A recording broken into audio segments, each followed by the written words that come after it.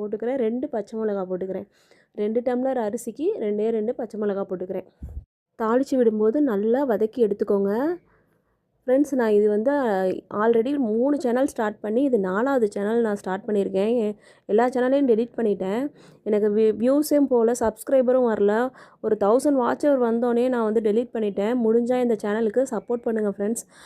2 வெங்காயம் நறுக்கி வச்சுருந்தோம் இல்லையா, அதை வந்து நல்லா கலர் மாறுற வரைக்கும் நல்லா வதக்கி எடுத்துக்கோங்க. வதக்கி எடுத்துட்டு இப்போ வந்து நான் துளசி அரிசி தான் போடுறேன்.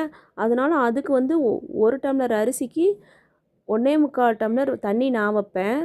இல்லை நார்மல் ரைஸ்னால் நீங்கள் 2 டம்ளர் அளவு தண்ணி வச்சுக்கோங்க. 2 விசில் விட்டுக்கோங்க. இது வந்து 1 விசில் விட்டாலே போதும்.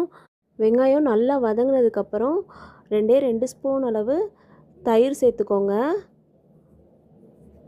தயிரை சேர்த்ததுக்கப்புறம் நல்லா கிளறி விடுங்க. கிளறி விட்டுட்டு கலர் மாறுற வரைக்கும் வெங்காயத்தை நல்லா வதக்கி எடுத்துக்கோங்க. வதக்கி எடுத்ததுக்கப்புறம் நான் அரைச்சி வச்சுருந்தேன் இல்லையா இஞ்சி பூண்டு பேஸ்ட்டு, 2 ஸ்பூன் அளவு தான். 2 டம்ளர் அரிசிக்கு 2 ஸ்பூன் தான் இஞ்சி பூண்டு பேஸ்ட்டு.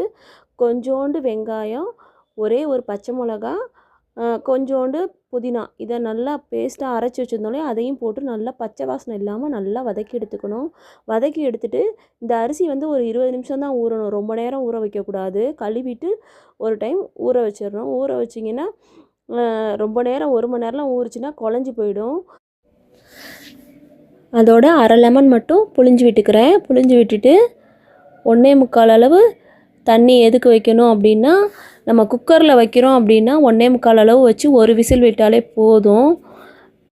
இதுவே நீங்கள் சட்டியில் வைக்கிறீங்க அப்படின்னா அளவு நீங்கள் பார்த்து அதுக்கேற்ற மாதிரி தோசைக்கல்லை வச்சு தம் போட்டு எடுத்திங்கன்னா சூப்பரான ஒயிட் குஸ்கா ரெடி ஆகிடும்.